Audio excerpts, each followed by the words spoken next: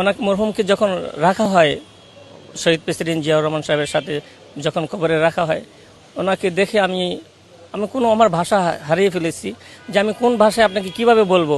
কারণ দীর্ঘ অনেক বছর ওনার এই ফ্যামিলির সাথে আমি মসজিদে ইমাম হিসাবে ছিলাম। উনি যথেষ্ট সম্মান দিয়ে আমাকে কথা বলেছেন একজন কোরআনের হাফিজ হিসাবে। আমি অনুভূতির কথা আমি শেষ করতে পারবো না।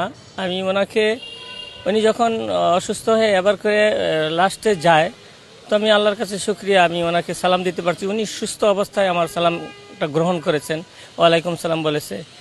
তো আর এইলো এবার কেয়ারের অবস্থাটা ছিল, আমি তখন আল্লাহর কাছে শুকরিয়া আদায় বলেছি যে আল্লাহ, ম্যাডাম যেন সুস্থ অবস্থায় আবার নিজ বাসায় ফিরে আসতে পারেন। সবসময় অবস্থার পর থেকেই নামাজের পরপরই ম্যাডামের জন্য সবাইকে নিয়ে, মুসল্লিদেরকে নিয়ে আমি দোয়া করেছি ওনার জন্য।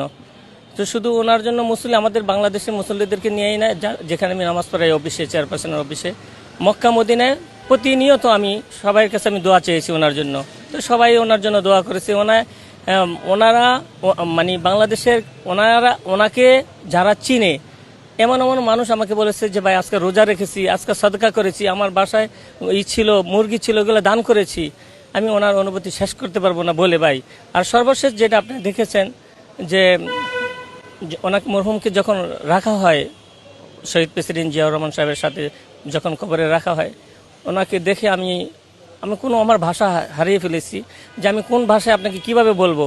কারণ দীর্ঘ অনেক বছর ওনার এই ফ্যামিলির সাথে আমি মসজিদে ইমাম হিসাবে ছিলাম। উনি যথেষ্ট সম্মান দিয়ে আমাকে কথা বলেছেন একজন কোরআনের হাফিজ হিসাবে।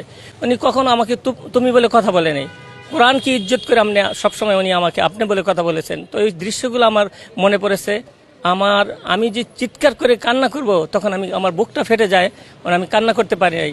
তো এটাই আমি আল্লাহর কাছে তারপর শুকরিয়া আদায় করি যে আমি সর্বশেষ ওনাকে আমি কবরের মধ্যে দেখতে পেরেছি, ওনাকে মাটি দিতে পেরেছি। আমি আল্লাহর কাছে কৃতজ্ঞতা জ্ঞাপন করি যে মহান রব্বুল আলামিন আমাকে সর্বশেষ সময় আমাকে গ্রহণ করেছে ওনাকে দেখার জন্য। এবং দেশবাসী সবার কাছে দোয়া চাই ওনার জন্য, আল্লাহ যেন ওনাকে বেহেশত নসিব করেন।